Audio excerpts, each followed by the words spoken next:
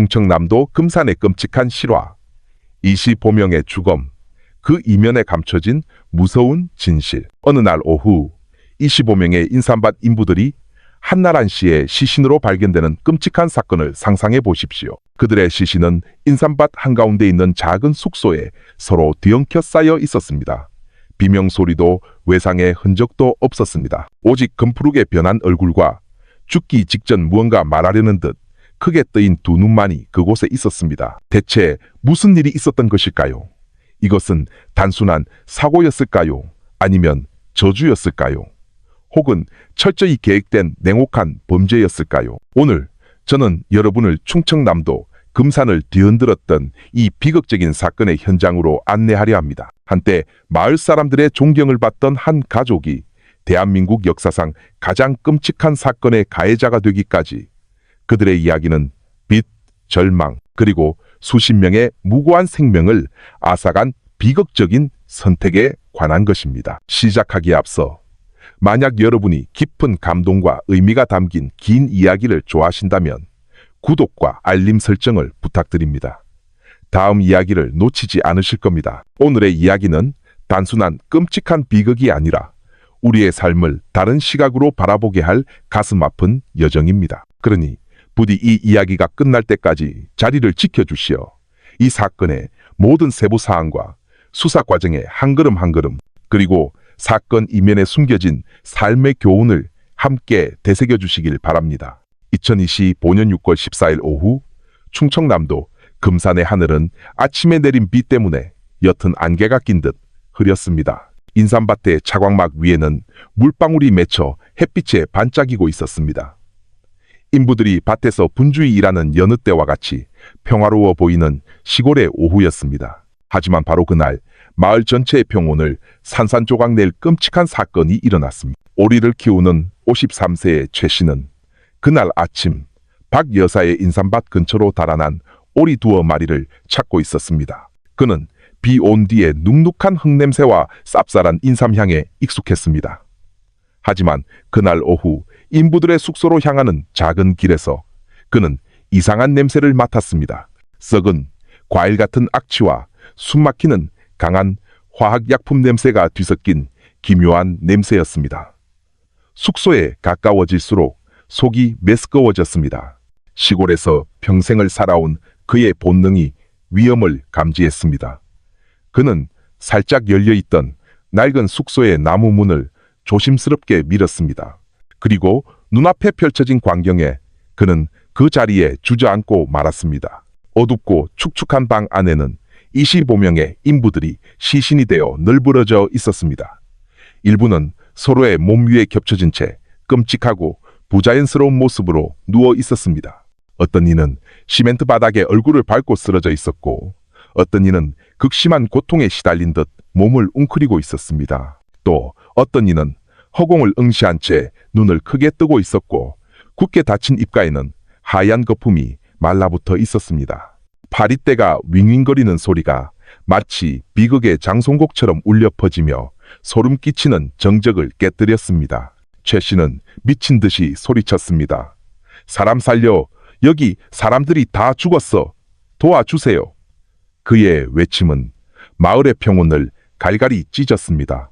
인삼밭에서, 동네 다방에서, 길가의 작은 시장에서 사람들이 달려왔습니다. 순식간에 수십 명의 주민들이 모여들었습니다. 그들은 숙소 앞에 멈춰서서 창백한 얼굴로 서로를 쳐다볼 뿐 아무도 감히 안으로 들어가지 못하고 눈앞에 끔찍한 광경에 얼어붙어 있었습니다. 얼마 지나지 않아 금산경찰서에 신고가 접수되었습니다.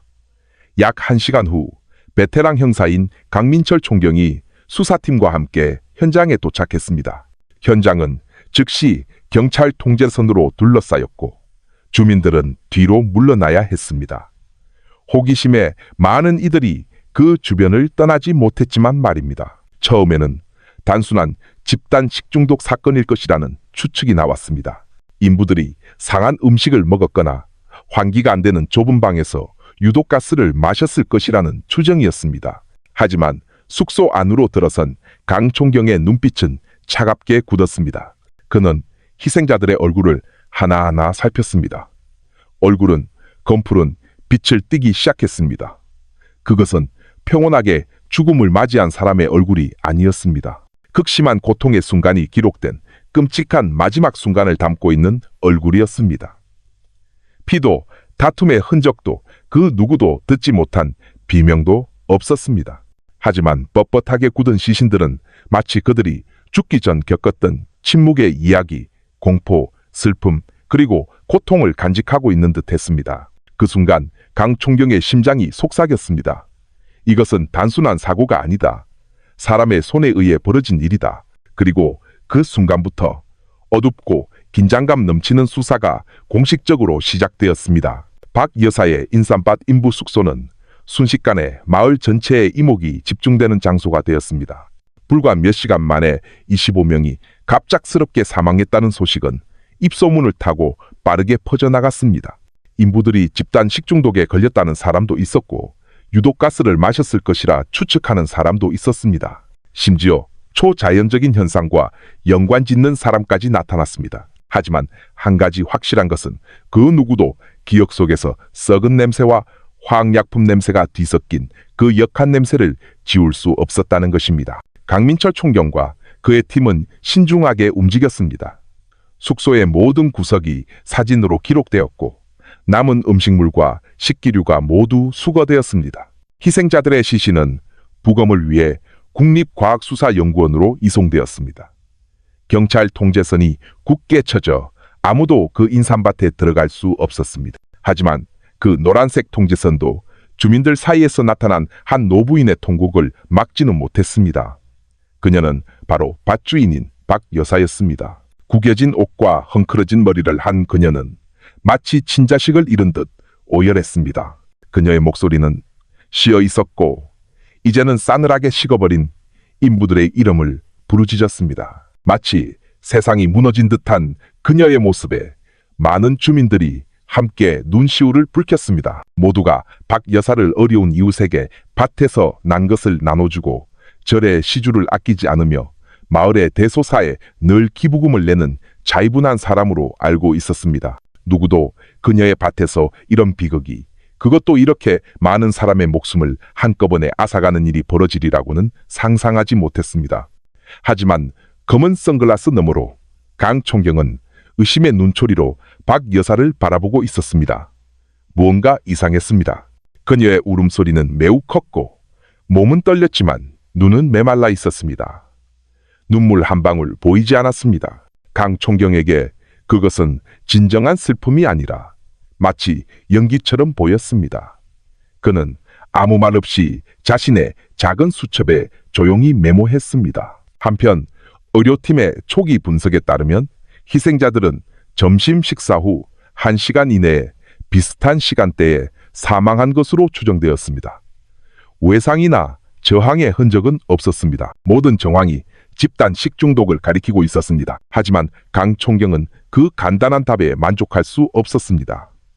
희생자들의 얼굴색은 극심한 산소 부족 상태를 나타냈고 이는 화학적 독극물의 효과와 유사했습니다. 일부 희생자들은 마치 폐가 갑자기 멈춘 것처럼 가슴을 움켜쥔 자세를 유지하고 있었습니다. 강 총경은 누군가 의도적으로 그날의 점심 식사에 무언가를 넣었다고 더욱 확신하게 되었습니다. 평범한 조사실 안, 박 여사는 지친 얼굴로 앉아 있었습니다.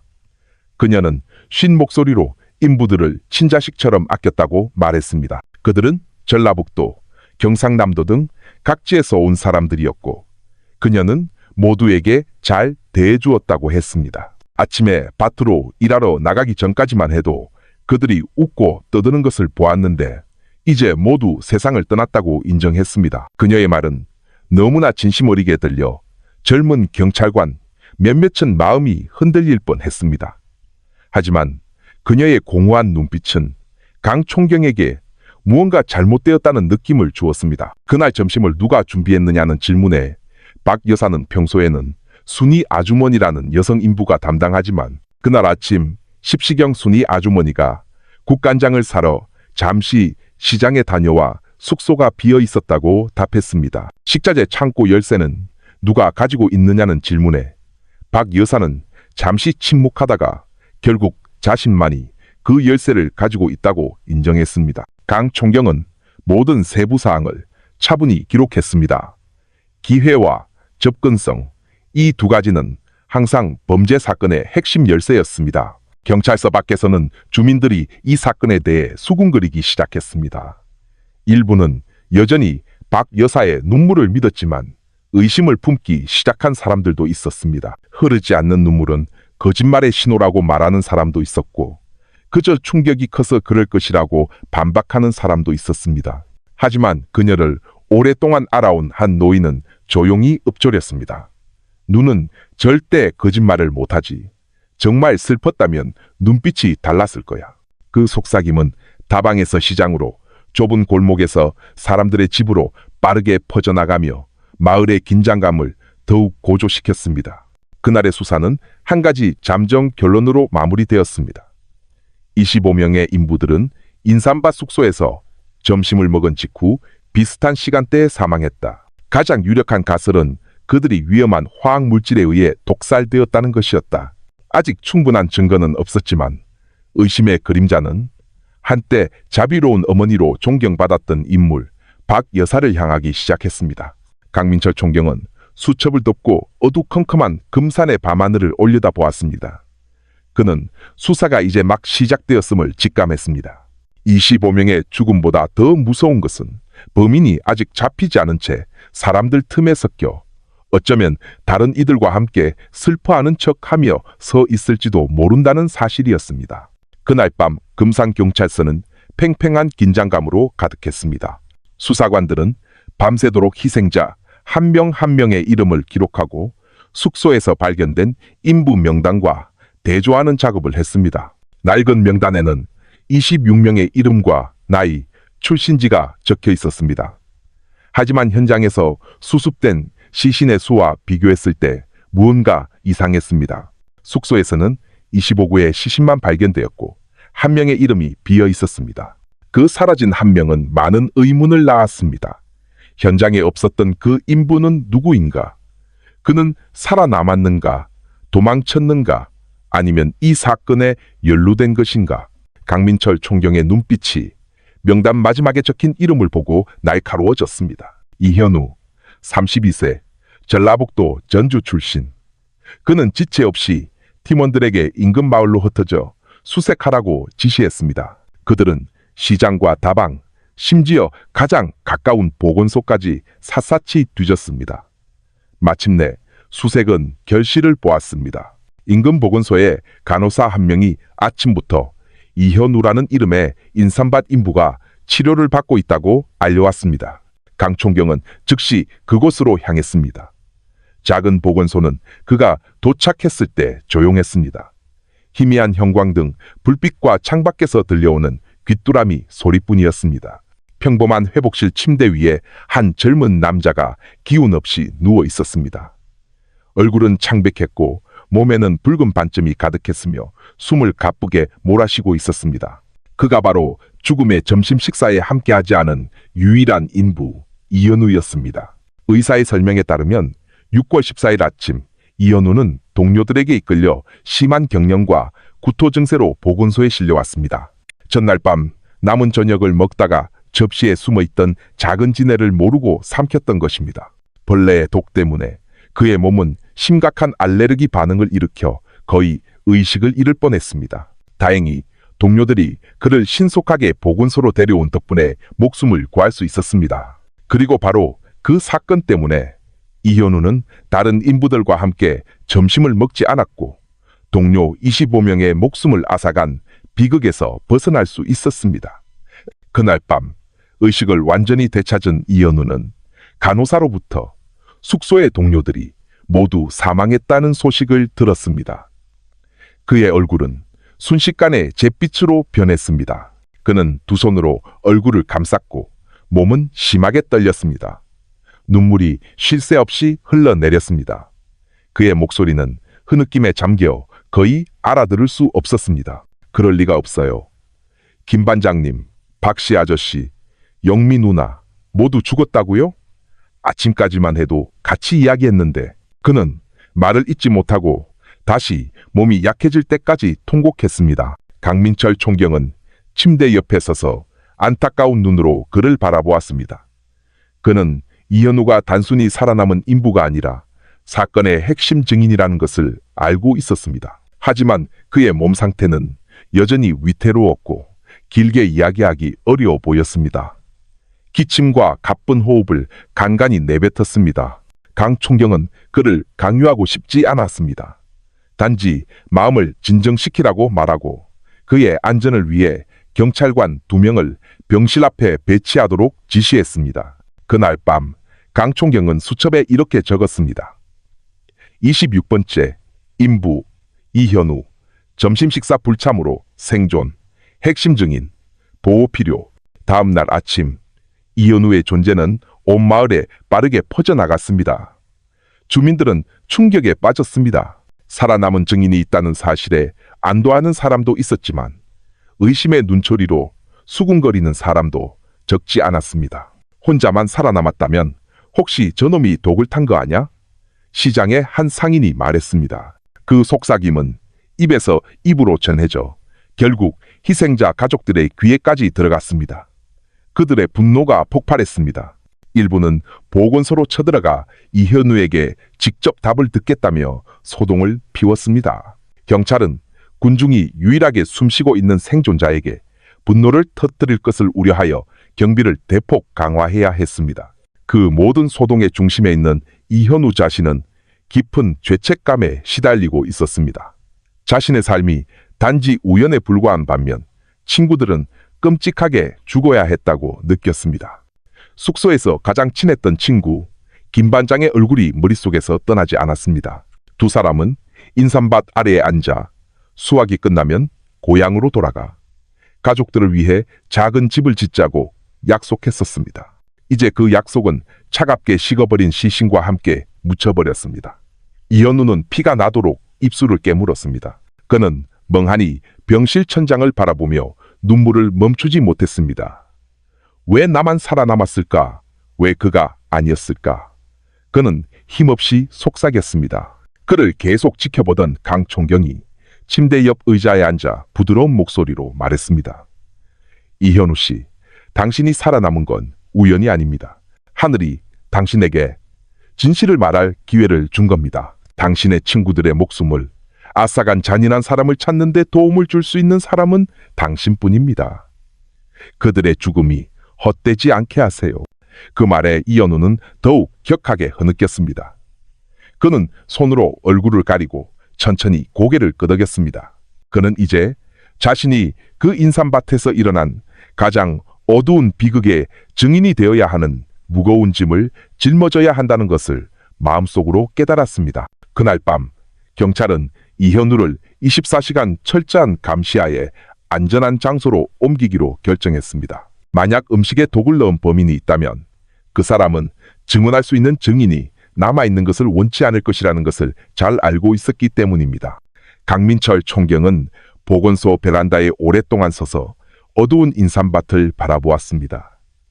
밤바람이 실어온 축축한 냄새는 죽음을 떠올리게 했습니다. 그는 이번 수사가 생각보다 훨씬 어려울 것임을 직감했습니다.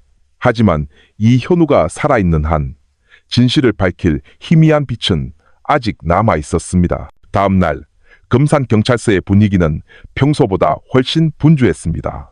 중앙에서 파견된 국립과학수사연구원 팀이 이 사건을 전담하기 위해 도착했습니다.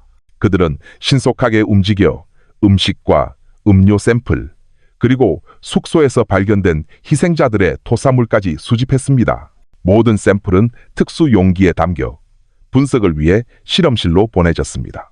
통제선 밖에서 여전히 지켜보던 주민들은 왜 25명의 생명이 한꺼번에 사라져야 했는지에 대한 답이 나오기를 바라며 의심스러운 눈초리로 바라볼 뿐이었습니다. 3일 후 실험실 결과가 나왔습니다. 강민철 총경은 수사팀과 함께 회의실에 앉아 공식 보고서가 담긴 두꺼운 서류 봉투를 열었습니다. 그의 시선이 첫 페이지를 훑어내리는 동안 심장이 빠르게 뛰는 것을 느꼈습니다. 보고서는 명확하게 명시하고 있었습니다. 모든 음식 샘플, 특히 인부들이 먹었던 밥에서 파라콰트, 그라목손에 대한 양성 반응이 나왔습니다. 강 총경은 잠시 침묵했습니다. 파라콰트는 인체에 치명적인 맹독성 제초제로 단 몇 분 만에 사람을 죽일 수 있어 오래전에 사용이 금지된 약물이었습니다. 이 물질은 색도, 냄새도 없어 음식에 섞으면 인간의 감각으로는 거의 인지할 수 없었습니다.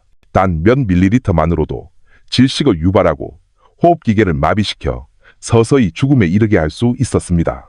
이건 사고가 아니야. 대량 학살이야. 강 총경이 났지만 단호하게 말했습니다.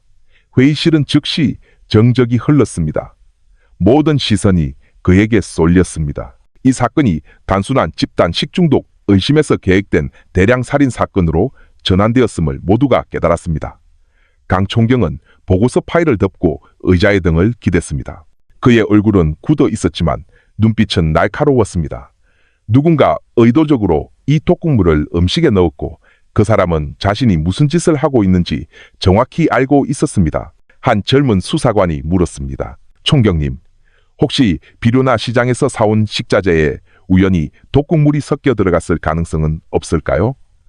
강 총경은 고개를 저었습니다. 파라콰트는 일반적인 물질이 아니야. 특정 집단, 보통은 불법적인 경로를 이용하는 농부나 암거래상들 손에만 있어. 이건 우연이 아니라 명백한 의도야. 수사는 다시 숙소로 집중되었습니다. 수사팀은 사건 당일의 시간 순서를 재구성하려 애썼습니다. 누가 음식을 만들었는가? 음식은 언제 주방에 놓였는가? 누가 식자재 창고에 접근할 수 있었는가? 이전 기록에 따르면 단 한 번의 공백이 있었습니다. 오전 10시경 숙소의 요리사였던 순이 아주머니가 국간장을 사러 잠시 시장에 나갔던 약 20분의 시간이었습니다. 그 시간 동안 주방은 비어 있었고 식자재 창고 열쇠를 가진 유일한 사람은 박 여사였습니다. 희미했던 의심이 이제 점점 뚜렷해지기 시작했습니다. 눈물 없는 통곡, 식자재 창고에 대한 접근성, 그리고 결정적인 기회, 모든 단서가 그녀를 가리키기 시작했습니다. 하지만 강 총경은 수사에는 성급한 결론이 없다는 것을 잘 알고 있었습니다. 그는 단순한 추정이 아닌 확실한 물증을 원했습니다. 그래서 그는 부하 직원들에게 박 여사의 재정 상태를 조사하라고 지시했습니다. 얼마 지나지 않아 충격적인 결과가 드러났습니다. 자비로운 밭주인으로 알려진 그녀가 실제로는 심각한 문제에 처해 있었습니다. 그녀는 아들 김진우의 부동산 사업을 지원하기 위해 수억 원의 사채를 썼지만 그 사업은 처참하게 실패했던 것입니다. 이제 모든 것이 연결되기 시작했습니다. 사채업자들의 압박, 인삼밭을 빼앗길 것이라는 협박, 그리고 인부들의 밀린 임금 요구가 박 여사를 궁지로 몰아넣었습니다. 그녀가 자신의 문제를 덮기 위해 인부들의 생명을 희생시킬 만큼 잔인해질 수 있었을까요? 한편 안전한 곳에서 요양 중이던 이현우는 서서히 회복하고 있었습니다. 몸은 나아졌지만 그의 정신은 여전히 산산조각 난 상태였습니다. 눈을 감을 때마다 절친했던 김 반장의 얼굴이 떠올랐고 이제는 다시 들을 수 없는 숙소 인부들의 웃음소리가 귓가에 맴돌았습니다. 경찰은 여러 차례 그를 신문하려 했지만 그는 긴 이야기를 시작하기도 전에 울음을 터뜨리기 일쑤였습니다. 강 총경이 다시 그를 찾아갔습니다. 이번에는 좀 더 부드러운 태도였습니다. 이현우 씨, 점심 식사 전 아침에 기억나는 거 있습니까? 주방에서 누구를 봤나요? 이상한 점은 없었고요. 이현우는 침묵했습니다. 그의 눈은 멍했습니다. 그는 입술을 깨물며 그날 아침을 되짚어보려 애썼습니다. 박 여사님이 주방에 들어가는 걸 봤어요. 그냥 쌀이 잘 있는지 보러 간다고 하셨어요. 평소에도 물건들을 확인하러 오시곤 해서 별다른 의심은 안 했어요. 하지만 그의 목소리는 중간에 끊겼고 몸은 다시 떨렸습니다. 강 총경은 그의 어깨를 가볍게 두드리며 격려했습니다. 진정해요. 이만큼만으로도 큰 도움이 됐습니다. 그의 증언은 거대한 퍼즐에 중요한 조각을 더했습니다. 이제 실험실의 과학적 증거와 이현우의 증언이 같은 방향을 가리키기 시작했습니다. 누군가의 손이 의도적으로 음식에 독을 넣었습니다. 경찰서 밖에서는 마을의 소문이 더욱 무성해졌습니다. 주민들은 이제 그 인삼밭에 귀신이 나온다고 수군거렸습니다. 밤이 되면 인부들의 비명소리가 들린다고도 했습니다. 일부는 증거는 없었지만 공개적으로 박 여사를 비난하기 시작했습니다. 마을의 분위기는 두려움으로 변했습니다. 불신과 분노가 뒤섞였습니다. 강총경은 시간이 얼마 남지 않았음을 직감했습니다. 상황이 더 악화되기 전에 신속하게 움직여야 했습니다. 그는 박 여사를 다시 소환하라는 명령을 내렸습니다. 하지만 이번에 그녀의 신분은 단순한 참고인이 아니라 25명 사망 사건의 핵심 용의자였습니다. 그날 밤 수첩을 닫으며 강총경은 창밖을 내다보았습니다. 비가 다시 내리기 시작하며 가로등 불빛 아래 인삼밭 차광막을 반짝이게 했습니다. 그의 마음속에서 속삭임이 들렸습니다. 진실이 드러나기 시작했다. 하지만 아직 갈 길이 멀다. 그날 밤 금산 경찰서는 다시 분주해졌습니다. 평소에는 사소한 절도나 주민들의 다툼 사건에 사용되던 평범한 조사실이 이제 충청남도 역사상 가장 끔찍한 비극 중 하나의 침묵하는 증인이 되었습니다. 긴 테이블 맞은편에 박 여사가 앉아 있었습니다. 그녀의 얼굴은 창백했고 머리는 헝클어져 있었습니다. 주름진 손은 낡은 손수건을 쥔 채 떨리고 있었습니다. 강민철 총경이 침착한 태도로 들어왔습니다. 그는 서두르지 않고 두꺼운 서류 파일을 테이블 위에 내려놓은 뒤 자리에 앉아 노부인의 눈을 똑바로 응시했습니다. 시계가 벽에서 똑딱거리는 소리만이 정적을 갈랐습니다. 박 여사님, 강 총경이 천천히 입을 열었습니다. 국과수 결과가 나왔습니다. 인부들이 먹은 모든 음식에서 맹독성 제초제인 파라콰트 양성 반응이 나왔습니다. 이건 사고가 아니라 살인이라는 뜻입니다. 박 여사의 얼굴이 굳어지고 입술이 파르르 떨렸지만 아무 말도 나오지 않았습니다.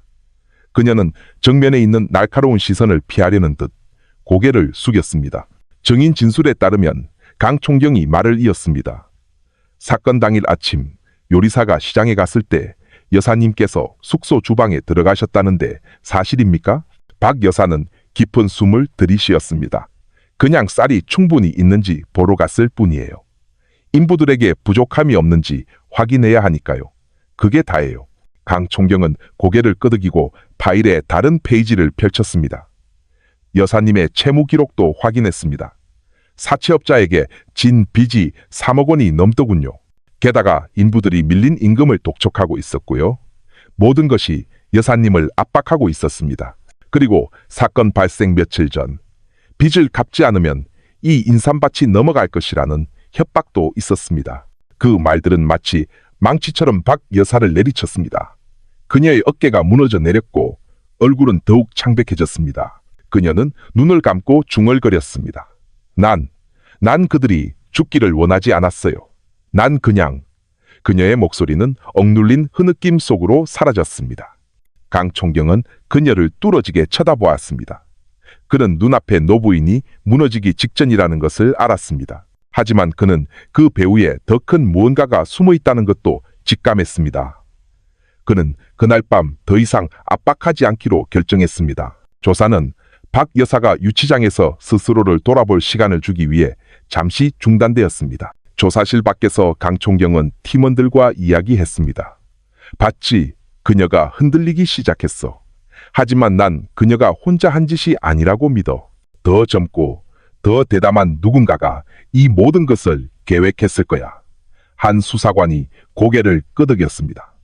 총경님께서는 아들 김진우를 의심하시는 겁니까? 강 총경은 즉시 대답하지 않았습니다. 그는 창밖에 희미한 가로등 불빛을 바라보았습니다. 60대 노인이 금지된 독극물을 구해서 망설임 없이 섞을 만한 대담함은 흔치 않아 배후에 조종하는 손이 있다고 믿어. 다음 날 아침 김진우가 단정한 옷차림과 침착한 얼굴로 경찰서에 도착했습니다. 그는 아무 일도 없다는 듯 접견실에 앉아 있었습니다. 그의 개인 승용차는 주차장에서 유독 눈에 띄었고 낡은 오토바이를 타고 온 주민들과 뚜렷한 대조를 이루었습니다. 안으로 들어오라는 부름에 그는 정중하게 인사하며 심지어 미소를 짓기까지 했습니다. 수사에 적극 협조하겠습니다. 총경님, 저는 아는 바가 없지만 제가 도울 일이 있다면 무엇이든 물어보십시오. 강 총경은 그를 자세히 관찰했습니다. 그의 태도는 침착하고 너무나도 침착했습니다. 가족의 밭에서 생활하던 25명의 인부들이 갑작스럽게 죽었는데도 슬퍼하는 기색이 전혀 없었습니다. 심지어 프로젝터 화면에 희생자들의 사진이 비춰졌을 때도 그의 표정은 거의 변하지 않았습니다. 6월 14일, 어제 어디에 있었습니까? 강 총경이 물었습니다. 대전광역시에 있었습니다. 호텔 주차 영수증과 커피숍 영수증으로 증명할 수 있습니다. 모든 기록이 남아 있습니다. 김진우는 유창하게 대답했습니다. 너무 완벽해 보이는 그 진술은 오히려 강 총경의 의심을 더욱 키웠습니다. 그는 서류가 조작될 수 있고 시간이 왜곡될 수 있다는 것을 잘 알고 있었습니다. 그는 진실을 가리고 있는 장막을 걷어내기 위해 다른 증거를 찾아야 한다고 마음속에 기록했습니다. 한편 마을의 소문은 더욱 거세졌습니다. 주민들은 이제 공개적으로 밭주인 가족의 어두운 이면이 있을 것이라고 말했습니다. 어떤 이들은 박 여사가 밭을 빼앗기는 치욕을 견딜 수 없었을 것이라고 말했고, 어떤 이들은 김진우가 돈에 눈이 멀어 인부들을 제거할 만큼 대담한 인물이라고 비난했습니다. 마을의 분위기는 흉흉해졌습니다. 다방에서 나누는 모든 속삭임이 마치 판결처럼 들렸습니다. 경찰의 보호를 받고 있던 이현우도 그 압박감을 느끼고 있었습니다. 그는 한 경찰관에게 이렇게 말한 적이 있습니다. 만약 정말 박 여사님이 독을 넣었다면 그분이 얼마나 막다른 골목에 몰렸을지 어느 정도 이해는 가요. 하지만 혼자서 하셨을 거라고는 믿지 않아요. 사건 발생 며칠 전에 김진우 씨가 숙소에 오는 걸 봤어요. 어머니와 오랫동안 심각한 표정으로 이야기하더군요. 그날 이후로 박 여사님은 계속 우울해 보였어요. 그 정보는 강 총경의 확신을 더욱 굳혔습니다. 희미했던 퍼즐 조각들이 제자리를 찾아가기 시작했습니다. 박 여사가 실행범일지는 모르나 배우의 조종자가 있었습니다. 그날 밤 강 총경은 사무실에 홀로 앉아 있었습니다. 책상 위에는 채무 보고서, 부검 결과, 증인 진술서가 산더미처럼 쌓여 있었습니다. 그 모든 서류 속에서 한 이름이 반복해서 나타났습니다. 김진우. 그는 파일을 덮고 담배에 불을 붙인 뒤 창밖을 바라보았습니다. 진실은 곧 밝혀질 것이다. 그는 중얼거렸습니다. 그리고 난 저 젊은이가 단순한 구경꾼이 아니었다고 확신한다. 그 후 며칠은 수사팀의 인내심을 시험하는 시간의 연속이었습니다. 김진우는 자신의 진술에 매우 자신만만했습니다. 그는 대전의 호텔 주차 영수증, 커피숍 영수증, 심지어 휴대전화 거래 내역 스크린샷까지 증거로 제출했습니다. 모든 것이 완벽해 보였습니다. 너무나도 완벽했습니다. 오랜 기간 범죄 사건을 다뤄온 강민철 총경은 지나치게 잘 정리된 진술이 종종 거대한 거짓말을 숨기고 있다는 것을 잘 알고 있었습니다. 그는 충남지방경찰청의 디지털 포렌식 팀에 지원을 요청하기로 결정했습니다. 그들은 김진우의 첫 조사 때 압수해 두었던 휴대전화에서 데이터를 파헤칠 준비가 된 최첨단 장비를 가지고 도착했습니다. 그날 밤 전선과 컴퓨터 화면으로 가득 찬 서버실에서 분석이 시작되었습니다. 먼저 이 휴대전화의 GPS 위치 정보를 확인하겠습니다. 한 젊은 기술 요원이 빠르게 키보드를 두드리며 말했습니다. 여러 개의 좌표가 화면에 나타나기 시작했습니다. 모든 시선이 결과를 보여주는 그래프에 쏠렸습니다. 그리고 바로 그 순간 첫 번째 비밀이 밝혀졌습니다. 6월 14일 오전 7시부터 9시 30분 사이 김진우의 휴대전화 신호가 충청남도 금산의 인삼밭 지역에서 감지되었습니다. 오전 10시 이후에야 그의 휴대전화는 큰 길로 이동했고 대전에서 다시 신호가 잡힌 것은 오후 1시 30분경이었습니다. 강 총경은 날카로운 눈으로 화면을 응시했습니다. 사건 당일 아침 그가 밭에 있었다는 뜻이군. 그의 진술은 무너졌다. 하지만 그것만으로는 부족했습니다. 그들은 더 확실한 증거가 필요했습니다. 분석은 문자 메시지 폴더로 계속되었습니다. 일부 메시지는 삭제되었지만 포렌식 도구를 통해 팀은 오래된 대화 내용을 복구할 수 있었습니다. 희미하게 복원된 메시지 조각들 사이에서 모두를 침묵하게 만든 한 문장이 있었습니다. 엄마, 내가 말한 대로 해. 두려워하지 마. 이게 끝나면 모든 게 해결되고 우린 자유로워질 거야.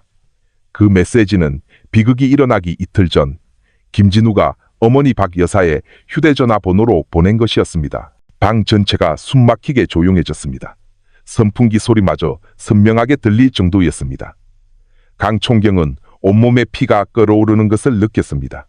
그 짧은 메시지는 평범해 보일 수 있었지만 이 사건의 맥락에서는 어두운 장막을 여는 열쇠가 되었습니다. 디지털 증거를 확보했다. 지시가 있었고 공모가 있었어. 김진우는 단순한 방관자가 아니라 주모자야. 강 총경이 힘주어 말했습니다. 다음 날 강 총경은 김진우를 다시 경찰서로 소환했습니다. 이번에는 분위기가 달랐습니다. 친절한 미소도 따뜻한 인사도 없었습니다. 그는 2명의 경찰관이 뒤에 서 있는 조사실 의자에 앉도록 안내받았습니다. 강 총경은 침착한 목소리로 대화를 시작했습니다. 김진우 씨, 당신의 휴대전화 정보를 확인했습니다. GPS 기록에 따르면 6월 14일 아침 당신은 대전이 아니라 이 인삼밭에 있었습니다. 김진우는 순간 당황한 듯 보였지만 곧바로 미소를 되찾았습니다. 시스템이 오류를 일으켰을 수도 있죠. 신호는 종종 오차가 생기잖아요. 다들 아는 사실 아닙니까? 강 총경은 대답하지 않았습니다.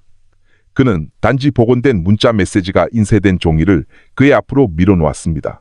그리고 이것은 당신이 어머니에게 보낸 메시지입니다. 내가 말한 대로 하라고요. 이것도 시스템 오류라고 생각합니까? 김진우의 얼굴에서 침착함이 사라지기 시작했습니다. 입술이 파르르 떨리고 관자놀이에 땀이 맺혔습니다. 그는 가볍게 웃으려 했지만 목소리는 딱딱하게 굳어 있었습니다. 그건 그냥 평범한 위로 메시지였어요. 어머니가 빚 때문에 걱정하셔서 위로해 드린 겁니다. 죽은 인부들과는 아무 관련 없어요. 강 총경은 몸을 앞으로 기울이며 날카롭게 쏘아보았습니다. 김진우 씨, 25명의 목숨이 사라졌습니다. 말 뒤에 숨을 수 있을 거라 생각하지 마시오. 우리에겐 증거도 있고 사건 발생 며칠 전 당신이 숙소에 왔던 것을 본 증인도 있어.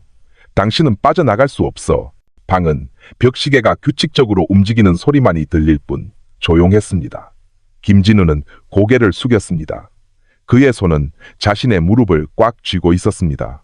그의 눈은 출구를 찾으려 불안하게 흔들렸지만 갈 곳은 없었습니다. 한편 마을 사람들은 더욱 동요했습니다. 김진우의 연루에 대한 소문이 퍼져나갔습니다. 다방에서는 사람들이 이제 그의 이름을 공개적으로 거론하기 시작했습니다. 아들이 아니면 누가 그랬겠어. 늙은 할머니가 어디서 용기가 나서 혼자 독극물을 사왔겠냐고. 한때 평화로웠던 마을은 이제 불신으로 가득 찼습니다. 아이들은 인삼밭 근처에서 놀지 못하도록 제지당했습니다. 일부 희생자 가족들은 법이 정의를 실현하지 못하면 직접 복수하겠다고 맹세하기까지 했습니다. 강 총경은 이 사건을 종결할 시간이 얼마 남지 않았다는 것을 잘 알고 있었습니다. 사회와 언론, 심지어 도청의 고위층으로부터의 압박이 그를 계속 따라다녔습니다. 그는 김진우가 스스로 자백할 때까지 압박하는 것만이 유일한 길이라는 것을 알았습니다. 그날 밤 긴 조사 끝에 강 총경은 지친 얼굴로 조사실을 나왔습니다. 그는 부하 직원들을 보며 말했습니다. 내일 대질신문을 진행하겠다. 박 여사와 김진우를 마주 앉게 할 거야. 진실이 압박당했을 때 누가 먼저 무너지는지 보고 싶군. 그의 발걸음은 무거웠지만 의지는 확고했습니다. 그는 진실이 손에 잡힐 듯 가까이 있으며 머지않아 김진우의 침착한 가면이 산산조각 날 것이라고 믿었습니다. 그날 아침 금산경찰서 조사실은 평소보다 더 세심하게 준비되었습니다. 2개의 의자가 방 중앙에서 서로를 마주 보도록 놓였고 그 사이에는 긴 나무 테이블만이 놓여 있었습니다. 한쪽에는 박 여사가 앉아 있었습니다. 그녀의 얼굴은 더욱 수척해졌고 며칠 밤을 새운 탓에 눈은 퀭했습니다. 다른 한쪽에는 김진우가 뻣뻣한 자세로 앉아 있었습니다. 그의 손은 불안감을 감추려는 듯 꽉 쥐어져 있었습니다. 강민철 총경이 방으로 들어왔고 기록을 담당하는 2명의 수사관이 뒤를 따랐습니다. 그는 잠시 가만히 서서 날카로운 시선으로 두 사람을 번갈아 쳐다보았습니다. 오늘 우리는 두 분에게서 진실을 듣고 싶습니다. 더 이상 거짓말을 할 자리는 없습니다. 모든 증거는 여기에 있습니다. 남은 것은 여러분이 자백할 것인지 아니면 법정이 대중 앞에서 모든 것을 폭로하기를 기다릴 것인지 결정하는 것뿐입니다. 방 전체가 숨막히게 조용했고 박 여사의 거친 숨소리와 벽시계 소리만이 들렸습니다. 강 총경은 침착한 목소리로 시작했습니다.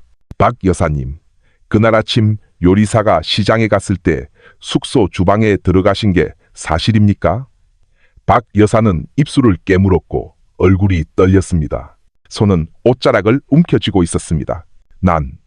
난 그냥 쌀을 보러 갔을 뿐이에요. 그게 내 습관이에요. 그녀는 거의 들리지 않는 목소리로 대답했습니다. 강총경은 반응하지 않고 김진우에게로 돌아섰습니다. 김진우 씨, 당신의 휴대전화 GPS는 6월 14일 오전 7시에서 9시 사이에 당신이 이 밭에 있었다고 기록하고 있습니다. 당신은 또한 어머니에게 당신의 지시에 따라 무언가를 하라고 명령하는 메시지를 보냈습니다. 이 점에 대해 어떻게 설명하시겠습니까? 김진우는 고개를 들고 침착함을 유지하려 애썼습니다. 시스템 오류입니다. 그 메시지는 단지 어머니를 위로하기 위한 것이었지 독극물과는 아무 관련이 없습니다. 하지만 그의 목소리는 떨렸고 관자놀이는 땀으로 축축했습니다. 그러자 강 총경은 두꺼운 파일을 테이블 중앙으로 밀었습니다. 그는 희생자들의 사진, 부검 결과, 그리고 메시지 사본으로 가득 찬 서류를 펼쳤습니다. 부인할 수 없는 증거입니다. 간단한 질문이죠. 누가 밥에 파라콰트를 부었습니까? 김진우 씨, 아니면 당신의 어머니입니까? 그 순간 박 여사가 고개를 숙였습니다. 그녀의 어깨가 심하게 들썩였습니다. 그동안 한 번도 보이지 않았던 눈물이 마침내 테이블 위로 떨어졌습니다. 그녀는 흐느끼며 쉰 목소리로 말했습니다. 네, 내가 했어요. 내가 주방에 들어가서 그 액체를 밥에 부었어요. 모든 게 내 잘못이에요. 내 아들은 아니에요. 진우는 아무것도 몰라요. 방은 잠시 침묵에 잠겼습니다. 김진우는 벌떡 일어나 어머니를 쳐다보았습니다. 그의 눈은 휘둥그레졌습니다. 엄마, 그런 말 하지 마세요. 혼자 뒤집어 쓰지 마세요. 그는 다급하게 말했습니다. 강 총경은 그 변화를 예리하게 포착했습니다. 그는 첫 번째 균열이 나타났다는 것을 알았습니다. 그는 몸을 앞으로 기울이며 부드럽지만 압박하는 목소리로 말했습니다. 박 여사님, 어머니는 자식을 위해 많은 것을 짊어질 수 있습니다. 하지만 그 독, 파라콰트는 쉽게 구할 수 있는 물건이 아닙니다. 여사님은 그걸 어디서 구하셨습니까? 박 여사는 침묵했습니다. 눈물은 계속 흘렀지만 그녀는 대답하지 않았습니다. 강 총경은 김진우에게로 돌아섰습니다. 당신이 사왔지? 그렇지? 당신이 그 독극물을 밭으로 가져와서 어머니에게 섞으라고 부탁했지. 안 그런가? 김진우는 이를 악물었고 얼굴은 창백해졌습니다. 그는 자신을 통제하려 했지만 어머니의 눈물 어린 시선에 그의 방어벽은 무너져 내렸습니다. 그는 떨리는 손으로 테이블을 내리쳤습니다. 네, 제가 그 독극물을 사왔습니다. 제가 어머니께 그렇게 하라고 말했어요. 하지만 이 모든 건 우리 가족을 구하기 위해서였습니다. 이렇게 하지 않았다면 그 사채업자들이 와서 밭을 빼앗고 우리를 망가뜨렸을 겁니다. 제가 그렇게 잔인한 놈으로 보입니까? 김진우의 목소리가 방 전체에 울려 퍼졌습니다. 박 여사는 두 손으로 얼굴을 가린 채 더 크게 울었습니다. 강 총경은 잠시 눈을 감고 긴 한숨을 내쉬었습니다. 그는 마침내 자백이 터져 나왔다는 것을 알았습니다. 그는 무거운 목소리로 말했습니다. 김진우 씨, 25명의 생명은 작은 숫자가 아니오. 그들은 단순한 인부들이 아니라 가족과 꿈이 있는 인간이었소. 빚을 덮기 위해 그들을 죽였소. 그걸 가족을 구하는 것이라고 부르는 거요? 김진우는 침묵했습니다. 어깨는 축 처졌고 얼굴은 텅 빈 채 테이블만 응시했습니다. 박 여사는 여전히 미안해요. 내가 미안해요. 라고 반복하며 흐느끼고 있었습니다. 수사관들은 터져나온 모든 말을 기록했습니다. 법적으로 그것은 중요한 자백이었습니다. 강 총경에게 그것은 씁쓸한 순간이었습니다. 진실은 마침내 드러났지만 너무나도 가슴 아픈 대가를 치렀습니다. 대질신문 후 박 여사와 김진우는 각각 다른 유치장으로 이송되었습니다. 밖에서는 그들의 자백 소식이 빠르게 퍼져나갔습니다. 오랫동안 혼란스러웠던 마을은 이제 소름 끼치는 침묵에 잠겼습니다. 일부 주민들은 분노했고 일부는 이 모자가 어떻게 그런 엄청난 비극을 계획할 수 있었는지 믿을 수 없다는 듯 고개를 저을 뿐이었습니다. 그날 밤 강 총경은 사무실에 홀로 앉아 작은 수첩에 마지막 기록을 응시했습니다. 어머니와 아들, 한 명은 실행하고 다른 한 명은 계획했다. 빚, 압박, 그리고 두려움이 낳은 비극. 25명의 생명이 사라졌다. 씁쓸한 진실이 마침내 드러났다. 그는 천천히 수첩을 덮고 금산의 어두운 하늘을 바라보았습니다. 비가 내려 조용한 거리를 적시고 있었습니다. 그는 이 사건의 여정이 아직 길다는 것을 알았습니다. 기소, 재판, 그리고 희생자 가족들의 울부짖음이 남아 있었습니다. 하지만 적어도 오늘 밤 한 가지는 분명해졌습니다. 인삼밭 비극의 범인은 더 이상 희미한 그림자가 아니었습니다. 아들과 그의 어머니라는 실제하는 얼굴이었습니다. 그 후 며칠 동안 수사는 더욱 세밀한 단계로 접어들었습니다. 조사실에서의 자백 이후 경찰은 그 맹독성 독극물이 어떻게 인부들의 식탁에 오르게 되었는지에 대한 완벽한 그림을 맞춰야 했습니다. 모든 세부 사항이 중요했고 이야기의 모든 조각은 법정에 섰을 때 어떠한 허점도 남기지 않도록 검증되어야 했습니다. 강민철 총경은 그의 팀과 함께 대규모 회의를 주재했습니다. 테이블 위에는 인삼밭의 지도, 증인 명단, 그리고 금융거래 보고서가 놓여 있었습니다. 자백은 받아냈지만 강 총경이 말했습니다. 그것만으로는 부족해. 누가 누구에게서 언제 독극물을 샀는지, 어떻게 밀반입했는지, 그리고 마지막으로 어떻게 밥에 넣었는지 명확히 알아내야 해.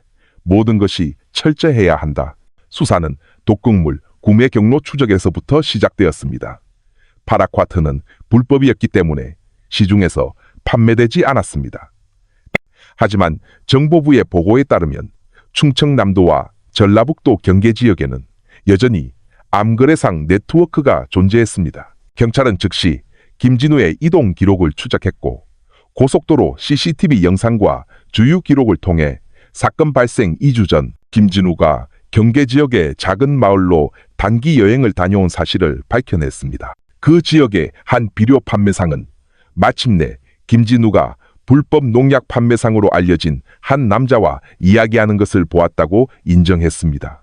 두려움 때문에 많은 것을 말하려 하지는 않았지만 그 증언은 김진우가 불법 거래가 이루어지는 장소와 시간에 있었다는 충분한 단서를 제공했습니다. 조사실에서 그 증거들이 제시되자 김진우는 마침내 무거운 목소리로 자백했습니다.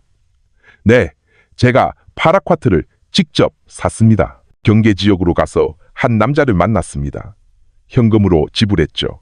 그가 어디서 그걸 구했는지는 관심 없었습니다. 제가 아는 건 그 독극물이 흔적을 남기지 않고 인부들을 빨리 죽게 할 것이라는 점뿐이었습니다. 사채업자들이 우리를 망가뜨리기 전에 이 빚 문제를 해결하고 싶었을 뿐입니다. 옆에 앉아있던 박 여사는 손으로 얼굴을 가리고 울었습니다. 내가 하지 말라고 했는데 진우야. 내가 무섭다고 했는데. 하지만 그는 계속 고집을 부렸어. 인부들이 계속 임금을 독촉하면 엄마의 빚 비밀이 드러날 거고 이 밭도 사라질 거라고 했어. 강 총경은 두 사람을 번갈아 쳐다보았습니다. 그는 그들이 겪은 씁쓸함을 느낄 수 있었지만 그들의 결정이 수십 명의 무고한 생명을 앗아갔다는 사실 또한 알고 있었습니다. 잔혹한 계획의 재구성이 이루어졌습니다. 비극이 일어나기 전날 밤 김진우는 어머니의 밭집으로 몰래 돌아왔습니다. 그들은 거실에 희미한 등유 램프 불빛 아래에서 오랫동안 이야기했습니다. 박 여사는 불안해했고 차를 든 손은 떨렸습니다. 반면 김진우는 압박감으로 가득 찬 붉은 눈으로 그녀를 바라보았습니다. 엄마, 이게 유일한 방법이에요. 당시 김진우가 말했습니다. 그들이 죽으면 더 이상 임금을 독촉할 사람도 없고 우리 빚을 폭로할 사람도 없어요. 땅 일부를 팔아서 빚을 갚고 다시 평온하게 살 수 있어요. 진우야, 그들은 사람이야. 우리를 위해 일해온 사람들이라고. 박 여사가 쉰 목소리로 대답했습니다. 우리가 하지 않으면 우리가 망해요. 밭은 빼앗기고 가문의 명예는 땅에 떨어질 거예요. 우리가 사람들 비웃음거리가 되는 걸 원하세요? 김진우가 압박했습니다. 그날 밤 낮은 울음소리가 들렸지만 결국 박 여사는 마음이 약해졌습니다. 산산조각 난 마음으로 그녀는 아들의 손에서 독극물이던 작은 병을 받아들었습니다. 사건 당일이 되었습니다. 그날 아침 김진우는 모든 것이 계획대로 진행되는지 확인하기 위해 잠시 밭에 나타났습니다. 그는 죽음의 신이 다가오고 있다는 사실을 모른 채 고물을 채취하고 웃고 떠드는 인부들을 보았습니다. 오전 10시경 숙소 요리사인 순이 아주머니가 시장에 가자 김진우는 어머니에게 짧은 신호를 보냈습니다. 무거운 발걸음으로 박 여사는 주방으로 들어갔습니다. 그녀의 손은 작은 병을 든 채 떨렸습니다. 그녀는 뚜껑을 열고 갓 지은 밥솥에 액체를 섞었습니다. 그녀의 심장은 비명을 질렀지만 얼굴은 방금 저지른 일을 인정하기를 거부하는 듯 굳어 있었습니다. 몇 분 후 김진우는 알리바이를 만들기 위해 대전으로 차를 몰았습니다. 그는 앞으로 몇 시간 안에 인부 숙소가 지상의 지옥이 될 것이라는 것을 잘 알고 있었습니다. 이 사건 재구성이 경찰 회의실에서 발표되었을 때 모두가 침묵했습니다. 방 안의 공기는 무거웠습니다. 아무도 밥솥에 투명한 액체를 붓는 한순간의 결정이 이시보명의 목숨을 한꺼번에 앗아갈 수 있다는 것을 상상할 수 없었습니다. 강 총경은 파일을 덮고 팀원 전체를 쳐다보았습니다. 이제 우리는 완전한 시간 순서를 확보했다. 김진우가 독극물을 샀고 박 여사가 섞었다. 두 사람은 공모했다. 이것은 계획된 살인이다. 더 이상 부인할 여지가 없다. 공식 수사 결과 소식은 온 마을에 빠르게 퍼져나갔습니다. 주민들은 분노와 공포가 뒤섞인 반응을 보였습니다.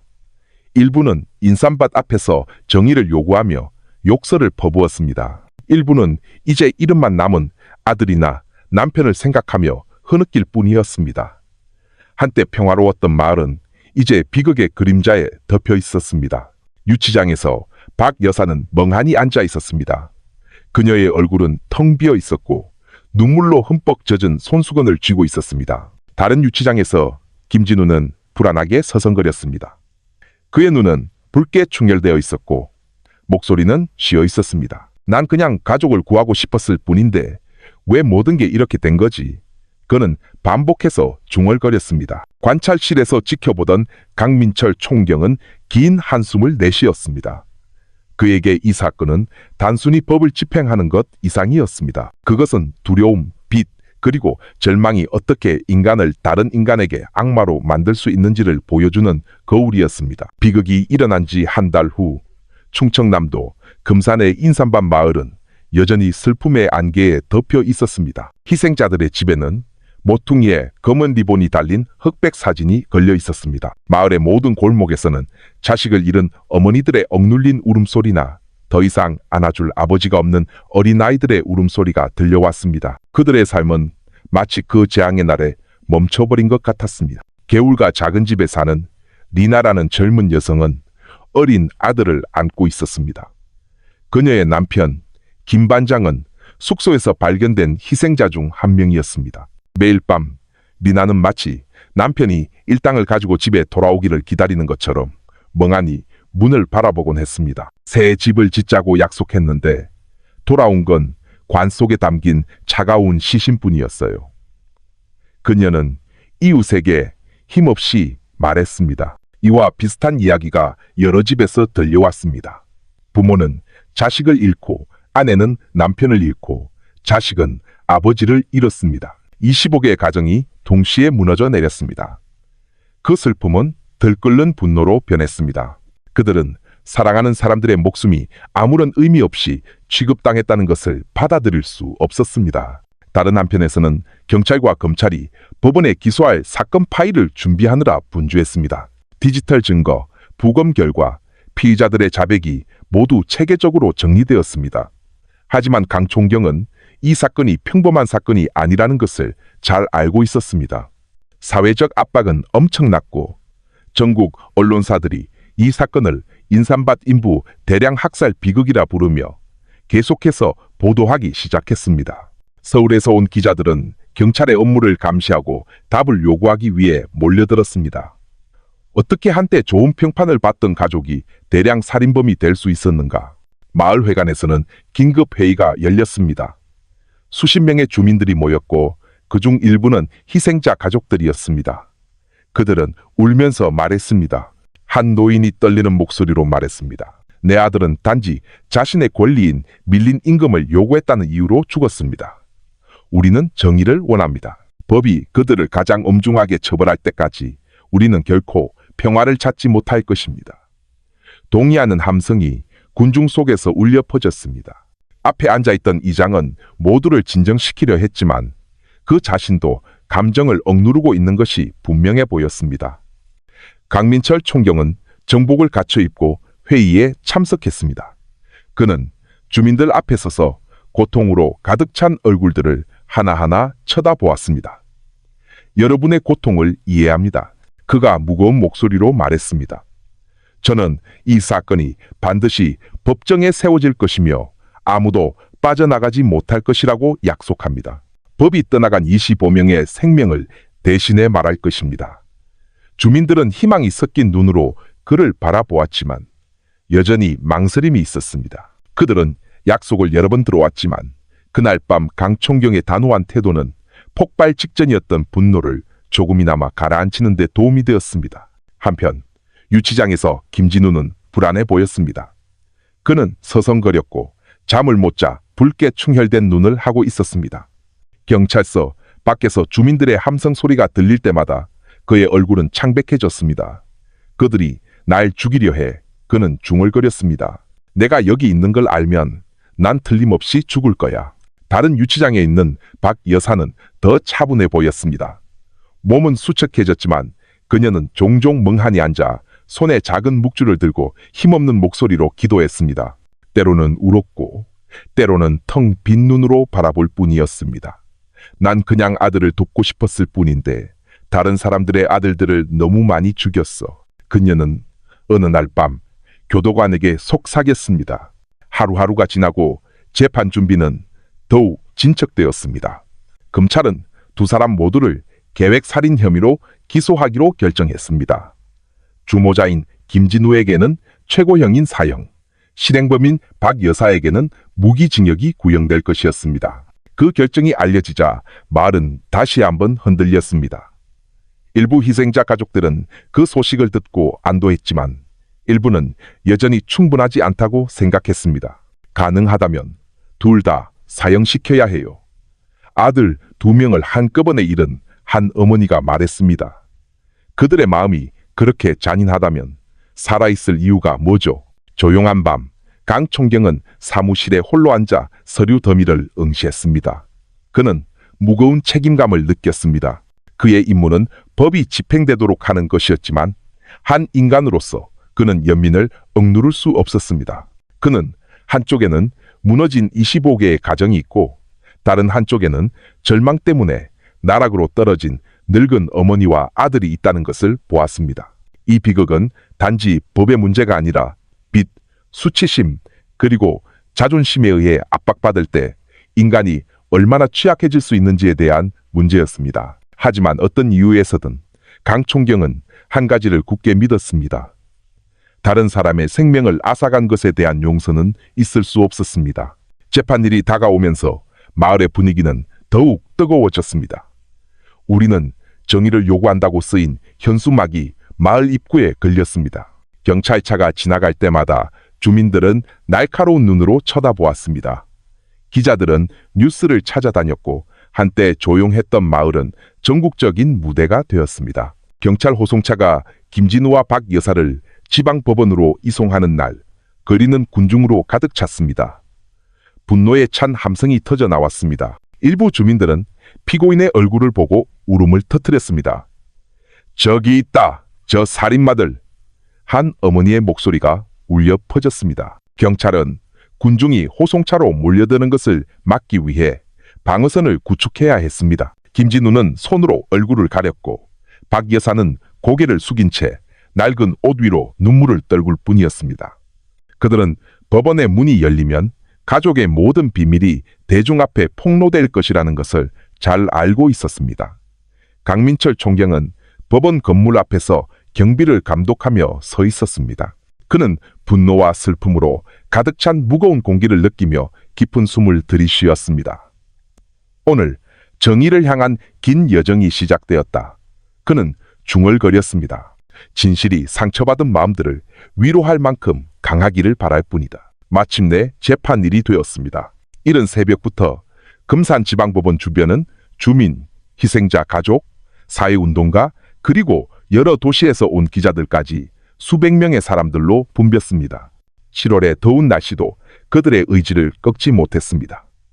모두가 남부지방 전체의 마음을 뒤흔든 재판을 직접 보고 싶어 했습니다. 경찰은 입구에 방어선을 치고 삼엄한 경비를 섰습니다. 피고인 호송차가 건물 앞에 멈추자 군중이 몰려들었습니다. 울음 섞인 함성이 터져 나왔습니다. 살인자들, 너희들이 우리 아들을 빼앗아 갔어. 그 소리들은 고막을 찔렀고 분위기를 더욱 긴장시켰습니다. 김진우가 먼저 차에서 내렸습니다. 그의 얼굴은 창백했고 시선은 바닥을 향했으며 손에는 수갑이 채워져 있었습니다. 그는 경찰관들에게 이끌려 빠르게 걸었습니다.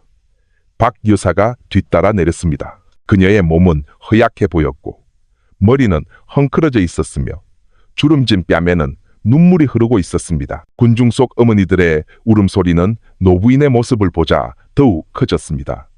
그들에게 그 얼굴은 더 이상 선량함의 상징이 아니라 가장 끔찍한 배신의 상징이었습니다. 법정 안의 공기는 무거웠습니다. 방청석은 사람들로 가득 차 빈자리가 없었습니다. 일부는 뒤에 서서 벽에 기댔습니다. 기자들의 카메라는 옆에 줄지어 있었고 때때로 플래시가 터졌습니다. 재판장이 의사봉을 3번 두드렸습니다. 인삼밭 인부 25명에 대한 계획 살인 사건의 재판을 시작하겠습니다. 이 재판은 공개로 진행됩니다. 그의 목소리가 울려 퍼지자 소란스러웠던 법정이 즉시 조용해졌습니다. 검사가 일어서서 공소장을 읽기 시작했습니다. 그는 우렁찬 목소리로 낭독했고 모든 단어는 마치 피고인들의 가슴을 내리치는 망치처럼 들렸습니다. 2025년 6월 14일 피고인 가족 소유의 인삼밭 인부 숙소에서 인부 25명이 점심 식사에 섞인 독극물 파라콰트로 인해 사망하였습니다. 피고인 김진우는 해당 독극물을 불법적으로 구매하였고 피고인 박숙자는 이를 고의로 밥솥에 넣었습니다. 두 사람의 행위는 빚을 덮고 인부들의 임금 지불을 거부하기 위한 살해 의도를 가지고 있었습니다. 희생자의 이름이 불릴 때마다 재판에 참석한 가족들은 고개를 숙였습니다. 일부는 흐느껴 울었고 방 전체는 흐느낌 소리로 가득 찼습니다. 재판장은 분위기를 진정시키기 위해 여러 번 의사봉을 두드려야 했습니다. 이어서 검사는 증거물들을 제시했습니다. 남은 독극물이 담긴 작은 병, 희생자들의 위에서 파라콰트가 검출되었다는 국과수 보고서, 김진우가 경계 지역으로 이동했음을 증명하는 GPS 기록, 그리고 어머니와 아들 사이에 문자 메시지, 사본, 메시지가 대형 화면에 비춰지자 법정에서 웅성거리는 소리가 터져 나왔습니다. 메시지는 짧게 쓰여 있었습니다. 엄마, 그냥 해. 이게 끝나면 모든 게 해결될 거야. 망설이지 마. 일부는 분노에 차 소리쳤습니다. 한 아버지는 자리에서 일어나 김진우를 가리키기까지 했습니다. 그의 목소리는 울음으로 갈라져 있었습니다. 저게 증거야. 내 아들이 저 짧은 메시지 때문에 죽었다고. 경찰이 급히 다가가 그를 제지하고 자리에 앉혔습니다. 김진우는 여전히 고개를 숙인 채 창백한 얼굴이었고 박 여사는 손으로 얼굴을 가린 채 어깨를 들썩이며 흐느꼈습니다. 검사가 끝나자 증언할 기회를 얻은 희생자 가족들의 차례가 되었습니다. 박암이라는 이름의 중년 여성이 앞으로 걸어 나왔습니다. 그녀의 목소리는 떨렸고 손에는 세상을 떠난 아들의 사진을 꽉 쥐고 있었습니다. 제 아들은 생계를 위해 이 밭에 왔습니다. 아내와 아이를 위해 집을 짓고 싶어 했어요. 그런데 돌아온 건 시신뿐이었습니다. 어떻게 이렇게 잔인한 짓을 할 수 있습니까? 우리 목숨이 그렇게 하찮았나요? 그녀는 법대 앞에서 통곡했고 법정에 많은 사람들이 함께 흐느꼈습니다. 이어서 삼촌과 함께 온 12살 소년이 증언대에 섰습니다. 그는 희생자 중 한 명의 아들이었습니다. 그는 힘없는 목소리로 말했습니다. 아빠가 조금만 참으라고 했어요. 그러면 우리가 좋은 학교에 갈 수 있을 거라고요. 그런데 이제 아빠는 없어요. 저는 그냥 묻고 싶어요. 왜 우리 아빠가 밥 때문에 죽어야 했나요? 법정의 분위기는 숨막히게 조용해졌습니다. 심지어 재판부도 감정을 억누르려는 듯 잠시 고개를 숙였습니다. 피고인석에서 김진우는 불안해 보였습니다. 재판이 시작된 이래 처음으로 그의 눈에 눈물이 고이기 시작했습니다. 그는 필사적으로 눈물을 참으려 했지만 그의 얼굴은 압박감을 숨기지 못했습니다. 박 여사는 더 이상 참을 수 없었습니다. 그녀는 희생자 가족들을 향해 사죄하며 통곡했습니다. 용서해 주세요. 제가 잘못했어요. 제가 견딜 수가 없었어요. 하지만 희생자 가족들은 고통으로 가득 찬 눈으로 바라볼 뿐이었습니다. 대답은 없었고 오직 가슴을 찌르는 침묵만이 흘렀습니다. 검사는 무거운 목소리로 공소 사실을 마무리했습니다. 이에 우리는 재판부의 피고인 김진우에게 사형을, 피고인 박숙자에게 무기징역을 선고하여 주실 것을 요청합니다. 정의를 위해 25명의 무고한 희생자들로부터 빼앗긴 생명의 권리를 위해 법정이 떠들썩해졌습니다. 어떤 이들은 박수를 쳤고 어떤 이들은 동의하며 소리쳤고 어떤 이들은 울었습니다. 경찰은 질서를 유지하기 위해 다시 분주하게 움직여야 했습니다. 그 후 재판장은 피고인 측 변호인에게 변론 준비 기회를 주기 위해 재판을 연기했습니다. 재판은 다음 주 피고인 측의 변론으로 계속될 것이었습니다. 의사봉이 3번 두드려졌습니다. 재판이 끝나자 주민들은 여전히 건물 밖에 모여 있었습니다. 그들은 피고인들의 얼굴을 다시 보기 위해 기다리고 있었습니다. 김진우와 박 여사가 호송차에 오르자 사형, 사형이라는 함성이 다시 터져 나왔습니다. 차 안에서 박 여사는 감정을 억누르다 지쳐 기절했습니다. 김진우는 멍하니 앞을 응시하며 앉아 있었습니다. 그의 모습에는 더 이상 강인함이나 저항의 기색이 없었고 오직 두려움과 후회가 뒤섞여 있을 뿐이었습니다. 재판을 처음부터 끝까지 지켜본 강민철 총경은 건물 밖에 서서 붉게 변하기 시작하는 저녁 하늘을 응시했습니다. 그는 정의를 향한 길이 아직 멀다는 것을 알았습니다. 하지만 오늘 그는 중요한 것을 보았습니다. 진실을 요구하기 위해 하나가 된 사람들의 목소리를. 공소장 낭독 일주일 후 법정은 다시 사람들로 가득 찼습니다. 아침부터 금산지방법원 앞에는 긴 줄이 늘어섰습니다. 주민, 희생자, 가족, 그리고 다른 지역에서 온 사회운동가들까지 모두 모였습니다. 모두가 피고인 측이 자신들을 어떻게 변호할지 듣고 싶어 했습니다. 법정에서 김진우는 지난주보다 차분해 보였습니다. 그는 구겨진 흰 셔츠를 입고 머리는 단정하게 빗었지만 얼굴은 여전히 창백했습니다. 박 여사는 옆에 앉아 있었고 그녀의 몸은 더욱 수척해 보였습니다. 눈은 퀭했고 손에는 여전히 묵주를 쥐고 있었습니다. 재판장이 의사봉을 두드려 재판을 시작했습니다. 오늘의 안건은 피고인 측의 변론입니다. 변호인은 변론을 시작하십시오. 40대 중반의 남자 변호인이 자신감 있게 일어섰습니다. 그는 손에 든 두꺼운 파일을 펼치고 신뢰감 있는 목소리로 말하기 시작했습니다. 존경하는 재판장님, 그리고 이 자리에 계신 방청객 여러분, 그리고 존경하는 희생자 가족 여러분, 이번 비극이 지극히 슬픈 사건이라는 점을 부인하는 사람은 아무도 없을 것입니다. 25명의 생명이 사라졌고 남겨진 상처는 결코 아물지 않을 것입니다. 하지만 감히 강조하건대 피고인들은 악마가 아닙니다. 그들은 단지 빚, 경제적 압박, 그리고 절망의 굴레에 갇힌 평범한 인간일 뿐입니다. 법정에서 웅성거리는 소리가 나기 시작했습니다. 일부 희생자 가족들은 우리 아이의 목숨이 변명이 될 수는 없어 라고 소리쳤습니다. 재판장은 신속하게 의사봉을 두드려 정숙을 요청했습니다. 변호인은 말을 이었습니다. 김진우 씨는 단지 어머니를 사채업자들의 소나기에서 구하고 싶었던 아들이었습니다. 그는 엄청난 압박감 때문에 이성을 잃었습니다. 박숙자 여사님은 그 독극물이 얼마나 치명적인지 제대로 이해하지 못한 노부인이었습니다. 그녀는 단지 아들의 지시에 따랐을 뿐입니다. 그녀의 혼란스러운 정신 상태를 고려하지 않고 노부인에게 무기징역을 선고하는 것이 과연 타당하겠습니까? 그 변론은 법정을 더욱 뜨겁게 달구었습니다. 한 희생자의 아버지가 일어나 소리쳤습니다. 그들이 압박을 받았다면 왜 우리 아이가 죽어야 했소? 우리도 가난하지만 누구도 죽이지 않았소. 경찰이 급히 그를 다시 자리에 앉혔습니다. 법정 여러 곳에서 울음소리가 터져 나왔습니다. 재판장은 변호인을 쏘아보며 말했습니다. 선동하지 말고 변론을 계속하시오. 이어서 변호인은 여러 서류, 즉 빚증서, 사채업자들의 협박 편지, 심지어 김진우가 자주 빚 독촉과 협박을 받는 것을 보았다는 이웃의 진술서까지 낭독했습니다. 이는 그들이 희생자들에 대한 개인적인 원한 때문에 범행을 저지른 것이 아니라 무너진 정신 상태 때문이었음을 보여줍니다. 라고 그는 말했습니다. 하지만 검사가 일어나 즉시 반박했습니다.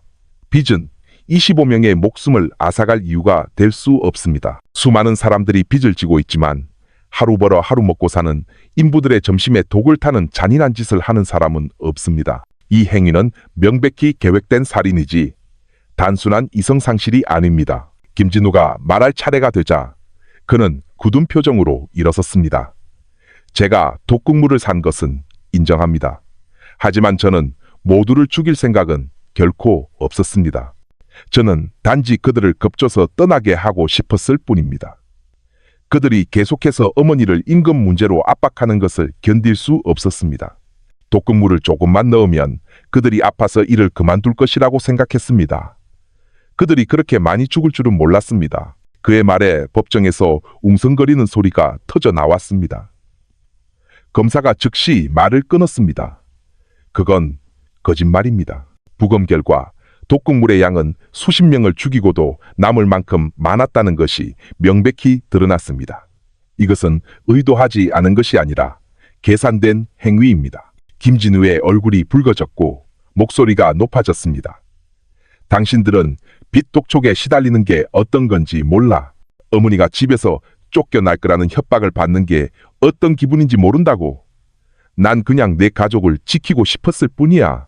혼란은 더욱 가중되었습니다. 재판장은 여러 번 의사봉을 두드렸지만 분위기는 통제하기 어려웠습니다. 그 혼란 속에서 갑자기 희미한 목소리가 들려왔습니다. 박 여사가 떨리는 몸으로 일어섰습니다. 존경하는 재판장님, 제가 말하고 싶습니다. 방 전체가 즉시 조용해졌습니다. 모든 시선이 그녀에게 쏠렸습니다. 제가 잘못했습니다. 그녀가 신 목소리로 말했습니다. 제가 한 짓이 용서받을 수 없다는 것을 압니다. 제가 직접 그 독극물을 밥솥에 넣었습니다. 저는 강요받지 않았습니다. 저는 단지 제 아들을 돕고 싶었을 뿐입니다. 저는 눈이 멀었습니다. 앞뒤를 생각하지 못했습니다. 매일 밤 협박 소리를 들었고 땅을 잃을까봐 두려웠습니다. 아들이 나쁜 사람들에게 끌려갈까봐 무서웠습니다. 그 인부들이 떠나면 모든 게 끝날 거라고 생각했습니다. 하지만 결국 제가 그들을 죽음으로 보냈습니다. 그녀는 통곡했습니다. 일부 희생자 가족들은 마음속에 여전히 고통이 가득했지만 함께 울음을 터뜨렸습니다. 김진우는 충격받은 듯 돌아보았습니다. 엄마, 그런 말 하지 마세요. 그건 제 잘못이에요. 엄마 잘못이 아니라고요. 하지만 그의 목소리는 법정의 침묵 속으로 사라졌습니다. 재판부는 깊은 생각에 잠긴 눈으로 박 여사를 응시했습니다. 피고인은 이 자백이 가져올 결과를 인지하고 있습니까? 박 여사는 눈물을 흘리며 고개를 끄덕였습니다. 잘 알고 있습니다. 저는 책임을 질 준비가 되어 있습니다. 하지만 부디 제 아들에게 사형만은 선고하지 말아 주십시오. 그도 잘못했지만 모든 것은 저를 보호하기 위해서였습니다. 만약 누군가 가장 무거운 벌을 받아야 한다면 부디 저에게 내려주십시오. 법정의 분위기는 다시 한번 무너졌습니다. 어떤 이는 울었고 어떤 이는 분노했습니다. 검사는 모든 말을 기록했고 피고인 측 변호인은 할 말을 잃은 듯 보였습니다. 마침내 재판장은 박 여사의 자백을 판결에 고려하겠다며 재판을 연기했습니다. 의사봉이 3번 두드려지고 재판이 끝났습니다. 건물 밖에서는 군중이 여전히 기다리고 있었습니다. 박 여사의 자백 소식은 빠르게 퍼져나가며 대중을 두 갈래로 나누었습니다. 어떤 이들은 노부인을 동정했고 어떤 이들은 그녀가 단지 아들을 보호하려 한다고 느끼며 더욱 증오했습니다. 처음부터 방청석에 앉아있던 강민철 총경은 긴 한숨을 내쉬었습니다. 그는 마음속으로 속삭였습니다. 모든 범죄의 이면에는 약하고 취약하며 절망적인 인간의 얼굴이 있다. 하지만 법은 계속 진행되어야 한다. 그렇지 않다면 누가 떠나간 이시보명의 생명을 대신해 말하겠는가. 마지막 판결의 날이 밝았습니다. 동이 트자마자 금산지방법원 주변은 사람들로 가득 찼습니다. 경찰차가 모든 모퉁이를 지켰고 방어선이 설치되었으며 기자들은 모든 중요한 순간을 담기 위해 카메라를 들고 기다렸습니다. 그날 모두가 역사가 기록될 것임을 알고 있었습니다. 남부지방을 뒤흔든 가장 끔찍한 대량 살인 사건의 판결이었습니다. 법정 안의 분위기는 극도로 긴장되었습니다. 속삭임 소리 하나 없이 오직 의자가 움직이는 소리와 무거운 한숨 소리만이 들렸습니다. 재판부는 진지한 표정으로 앉아 있었고 양옆에는 배심원들이 자리했습니다. 의사봉이 두드려지며 재판이 시작되었습니다. 피고인 김진우 및 박숙자에 대한 마지막 재판을 시작하겠습니다. 오늘의 안건은 검사와 피고인 측 변호인의 최종 변론 및 피고인의 최후 진술을 듣는 것입니다. 이후 재판부는 판결을 위해 협의에 들어가겠습니다. 검사가 일어섰습니다. 그의 목소리는 무겁고 날카롭게 모든 이의 고막을 파고 들었습니다. 존경하는 재판장님, 재판 과정에서 드러난 사실들은 피고인들의 행위가 결코 우발적인 사고가 아님을 명백히 보여줍니다. 맹독성 제초제 파라콰트는 피고인 김진우에 의해 불법적으로 구매되었고 이후 피고인 박숙자에 의해 인지된 상태에서 밥에 투입되었습니다. 부검 결과 독극물의 양은 단순히 위협용이 아니라 살해에 충분한 양이었음이 밝혀졌습니다. 어머니와 아들 사이의 문자 메시지는 계획적인 범행을 입증합니다. 25명의 생명을 앗아간 행위를 정당화할 어떠한 이유도 존재할 수 없습니다. 빚은 해결할 방법이 있지만 생명은 되돌릴 수 없습니다. 이에 우리는 원한대로 피고인 김진우에게 사형을, 피고인 박숙자에게 무기징역을 구형합니다. 법정은 희생자 가족들의 울음소리로 흔들렸습니다. 한 어머니가 아들의 사진을 껴안으며 힘없이 속삭였습니다. 부디 오늘 진정한 정의가 이루어지게 해주세요. 변호인이 나설 차례였습니다. 그는 깊은 숨을 들이신 후 말했습니다. 존경하는 재판장님, 우리는 그 사실들을 부인하지 않습니다. 하지만 법은 단지 복수의 문제가 아니라 이해의 문제이기도 하다는 점을 상기시켜 주시기 바랍니다. 김진우 씨는 개인적인 원한이 아니라 압박감 때문에 범행을 저질렀습니다. 그가 잘못한 것은 맞지만 그는 아직 젊고 교화될 수 있습니다. 사형은 고통을 더할 뿐 문제를 해결하지 못합니다. 박숙자 여사님은 평생 이웃을 돕는 사람으로 알려진 노부인입니다. 그녀가 잘못한 것은 사실이지만 무기징역은 그녀의 취약한 육체에는 너무나 가혹한 형벌입니다. 우리는 정의가 단지 날카로울 뿐만 아니라 자비로 가득 차도록 형량을 감경해 주실 것을 자비롭게 요청합니다. 비웃음과 분노의 찬 함성이 터져 나왔습니다. 재판장은 신속하게 의사봉을 두드려 분위기를 진정시켰습니다. 그 후 김진우가 말할 기회를 얻었습니다. 그는 창백한 얼굴과 쉰 목소리로 일어섰습니다. 제가 잘못했다는 것을 압니다. 하지만 저는 살인자가 아닙니다. 저는 단지 어머니를 지키고 싶었을 뿐입니다. 정말 죄송합니다. 정말 죄송합니다. 매일 밤 죽은 그들의 얼굴이 꿈속에서 저를 괴롭힙니다. 시간을 되돌릴 수만 있다면 그 땅을 그냥 넘겨주었을 겁니다. 우리가 모든 것을 잃더라도 말입니다. 하지만 이제는 너무 늦었습니다. 제발 저를 사형시키지 말아 주십시오. 감옥에서 제 남은 삶으로 죗값을 치를 기회를 주십시오. 박 여사가 떨리는 몸으로 뒤따라 일어섰습니다. 모든 것이 제 잘못입니다. 제가 그 독극물을 부었습니다. 제 아들은 단지 저를 돕고 싶었을 뿐입니다. 저는 가장 무거운 벌을 받겠습니다. 하지만 부디 제 아들만은 죽이지 말아 주십시오.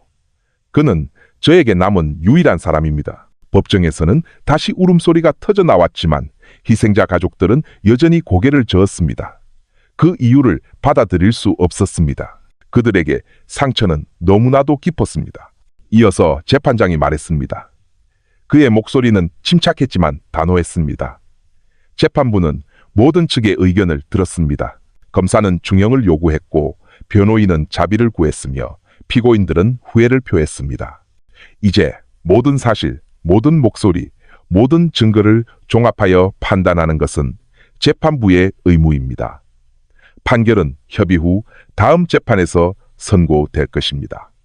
재판을 연기합니다. 의사봉이 3번 두드려졌습니다. 법정은 즉시 혼란에 휩싸였습니다. 어떤 이들은 정의가 실현될 시간이 가까워졌다는 안도감에 울었고 어떤 이들은 여전히 합당한 처벌을 요구하며 소리쳤습니다. 건물 밖 하늘은 무거운 분위기를 반영하듯 어두컴컴했습니다. 기자들은 급히 보고서를 전송했고 주민들은 모여서 논쟁을 벌였습니다. 어떤 이는 사형이 마땅하다고 말했고 어떤 이는 무기징역이면 충분하다고 했습니다. 호송차 안에서 김진우는 고개를 숙인 채 차가운 땀으로 얼굴이 젖어 있었습니다. 정말로 나를 죽일까요, 엄마? 그는 속삭였습니다. 박 여사는 그의 손을 꽉 잡았습니다. 엄마가 여기 있어. 무슨 일이 일어나든 우리는 함께 맞설 거야. 하지만 나는 재판장님께서 자비를 베풀어 주시기를 기도한단다. 김진우는 그저 눈을 감을 뿐이었습니다. 처음으로 그는 진정으로 두려워하는 듯 보였습니다. 법원 마당에 서 있던 강민철 총경은 멀어지는 호송차를 응시했습니다. 그는 마음속으로 속삭였습니다. 법은 말하겠지만 이 상처는 누가 치유할 수 있을까? 어떤 판결도 그 25명의 생명을 되돌릴 수는 없다. 저녁 하늘은 더욱 어두워졌습니다. 모두가 다음 재판이 정점이 될 것임을, 김진우와 박 여사의 운명이 결정될 날이며 금산 인삼밭의 어두운 역사가 종결될 날임을 알고 있었습니다. 그날 금산지방법원은 삼엄한 경비가 펼쳐졌습니다. 무장한 경찰들이 모든 모퉁이에 서 있었고 언론사의 차량 행렬이 주차장을 가득 메웠습니다. 모두가 오늘 이 역사적인 날임을, 25명의 목숨을 앗아간 인삼밭 비극 사건의 최종 판결이 선고되는 날임을 알고 있었습니다. 법정은 사람들로 가득 찼습니다. 희생자 가족들의 얼굴은 굳어 있었고 일부는 사랑하는 이의 사진을 껴안고 있었으며 일부는 서로의 손을 잡고 기도하고 있었습니다. 피고인석에 김진우는 창백한 얼굴로 앉아 있었고 박 여사는 눈이 부어 있었지만 의연해 보였습니다. 재판장의 의사봉 소리가 울려 퍼지자 방 전체가 즉시 조용해졌습니다. 피고인 김진우 및 박숙자에 대한 판결 선고 공판을 시작하겠습니다. 지금부터 판결을 선고하겠습니다. 재판장은 확고한 목소리로 사건의 경위를 읽기 시작했습니다. 25구의 시신 발견부터 국과수 결과, 맹독성 제초제, 파라콰트 증거, 어머니와 아들 사이의 문자 메시지, 그리고 충격적인 자백에 이르기까지 재판 과정을 되짚었습니다. 재판부는 심리한 결과 재판장의 목소리가 뚜렷하게 울렸습니다. 피고인들의 행위가 25명의 무고한 생명을 앗아갔으며 이 행위는 독극물 구매, 보관, 그리고 희생자들의 음식에 혼합하는 과정을 통해 치밀하게 계획되었음을 확인하였습니다. 또한 해당 행위가 형량을 감경할 만한 부득이한 사유로 이루어졌다는 어떠한 증거도 찾을 수 없었습니다. 일부 희생자 가족들이 흐느끼기 시작했고 법정의 분위기는 더욱 무거워졌습니다. 재판장은 말을 이었습니다. 재판부는 또한 빚으로 인한 압박과 두려움이라는 이유가 타인을 살해하는 변명이 될 수 없다고 판단하였습니다. 수많은 사람들이 경제적 어려움을 겪지만 피고인들처럼 잔혹한 길을 선택하지는 않습니다. 이 행위는 단지 생명을 앗아갔을 뿐만 아니라 사회에 깊은 정신적 상처를 남겼습니다. 재판장은 잠시 멈추고 김진우와 박 여사를 똑바로 쳐다보았습니다. 재판부는 피고인들이 표명한 사죄와 반성을 고려하였으나 그 반성은 생명이 이미 사라진 후에 이루어졌습니다. 생명은 되돌릴 수 없습니다. 그 후 재판장의 목소리가 한 단계 높아졌습니다. 이에 재판부는 다음과 같이 판결한다. 1. 피고인 김진우를 형법 제250조 제1항에 의거 계획살인죄로 유죄를 인정한다. 2. 피고인 김진우에게 사형을 선고한다. 3. 피고인 박숙자를 계획살인죄의 공범으로 유죄를 인정한다. 4. 피고인 박숙자에게 무기징역을 선고한다. 방 전체에서 즉시 웅성거리는 소리가 터져 나왔습니다. 어떤 이들은 정의는 살아있다 고 외쳤고 어떤 이들은 안도감의 울음을 터뜨렸으며 다른 이들은 텅 빈 얼굴로 침묵할 뿐이었습니다. 김진우는 의자 위로 쓰러졌습니다. 그의 얼굴은 잿빛이었고 입술은 파르르 떨렸습니다. 그는 일어나려 했지만 다리에 힘이 풀렸습니다. 안 돼, 죽고 싶지 않아. 그는 힘없이 속삭였습니다. 경찰이 급히 다가가 그가 쓰러지지 않도록 부축했습니다. 박 여사는 두 손으로 얼굴을 가리고 통곡했습니다. 하느님, 제 아들을 용서해 주십시오. 부디 그를 용서해 주십시오. 그녀의 목소리는 처절하게 들렸습니다. 희생자 가족 속에서는 일부가 마침내 정의가 실현되었다는 느낌에 기쁨의 눈물을 흘렸습니다. 하지만 어떤 이들은 여전히 공허함을 느꼈습니다. 판결이 아무리 가혹하더라도 그들의 자녀들이 결코 돌아오지 않을 것임을 깨달았기 때문입니다. 재판장은 무거운 목소리로 재판을 마쳤습니다. 이 판결은 법의 존엄성을 위해 내려졌습니다. 그럼에도 불구하고 재판부는 어떠한 판결도 희생자 가족들의 슬픔을 지울 수 없다는 것을 잘 알고 있습니다. 이 사건이 탐욕과 절망이 파멸만을 가져온다는 교훈이 되기를 바랍니다. 의사봉이 3번 두드려지며 재판의 끝을 알렸습니다. 건물 밖에서 기자들은 판결을 급히 보도했습니다. 법원 앞에서 기다리던 주민들은 다양한 반응을 보였습니다. 어떤 이는 만족했고 어떤 이는 충격을 받았으며 어떤 이는 여전히 분노로 가득 차 있었습니다. 김진우는 영혼 없는 사람처럼 텅 빈 얼굴로 호송차에 올랐습니다. 박 여사는 비틀거리며 걷고 멈추지 않고 울며 힘없이 기도했습니다. 카메라 플래시가 그들의 모든 발걸음을 따라다녔고 군중의 목소리는 욕설과 기도가 뒤섞여 계속해서 들려왔습니다. 강민철 총경은 뒤에서 멀찍이 서서 모든 것을 지켜보았습니다. 그는 긴 한숨을 내쉬었습니다. 정의는 실현되었다. 그는 중얼거렸습니다. 하지만 이 사회의 상처는 언제쯤 아물게 될까? 희생자들의 집으로 판결 소식이 빠르게 전해졌습니다. 한 노모는 대청마루에 앉아 아들의 사진을 껴안고 속삭였습니다. 아들아, 정의가 왔단다. 부디 좋은 곳으로 가거라. 다른 한편에서는 어린아이가 순진하게 어머니에게 물었습니다. 엄마, 이제 아빠 집에 올 수 있는 거예요? 어머니는 대답하지 못하고 눈물만 흘릴 뿐이었습니다. 그 판결은 가혹한 처벌을 내렸지만 진정으로 정의가 실현된 것인지 아니면 단지 고통의 순환에 새로운 장을 추가한 것인지에 대한 질문을 남겼습니다. 그날 역사는 기록되었습니다. 금산 인삼밭 비극 사건의 재판은 공식적으로 끝났습니다. 하지만 많은 이들의 마음속에서 그 이야기는 결코 끝나지 않았습니다. 남겨진 것은 오직 상처, 울음소리, 그리고 아마도 영원히 답을 찾지 못할 질문들 뿐이었습니다.